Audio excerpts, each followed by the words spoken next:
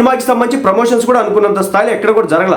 వింత ఏంటంటే game changer cinema promotions అనుకున్నంత స్థాయిలో ఎక్కడ కూడా జరగల. మరి ప్యాన్ ఇండియా లెవెల్లో రిలీజ్ చేసుకున్నారు, ఎందుకో తెలియదు ఇప్పటికి కూడా నాకు.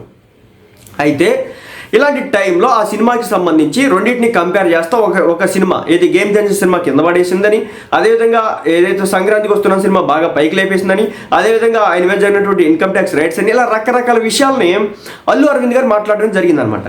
సో అల్లు అరవింద్ గారు ఎప్పుడైతే ఇలా మాట్లాడారో మెగా అభిమానులకు పొడుచుకొచ్చింది. అంటే రామ్ చరణ్ ఒక్క సినిమాలైనా లాస్ అయింది, రామ్ చరణ్ ఒక్క సినిమాలైనా పోయినాయి. అల్లు అర్జున్ సినిమాలు పోలా? అల్లు అర్జున్ సినిమాలు ఎన్ని పోలేదు? బద్రీనాథ్ పోలా? సో రీసెంట్గా వచ్చినటువంటి సినిమాల్లో మహా అయితే పుష్ప సినిమా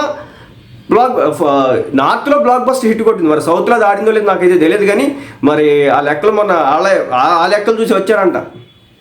మైత్రి మూవీ మేకర్స్ మీద కూడా ఐటీ రైట్స్ అయితే జరిగింది మొన్న రీసెంట్గా. ఇక ఇప్పుడు ఈయన ఇంత ఇలా మాట్లాడడం ఎందుకు, అది కూడా ఆ స్టేజ్ మీద మాట్లాడడం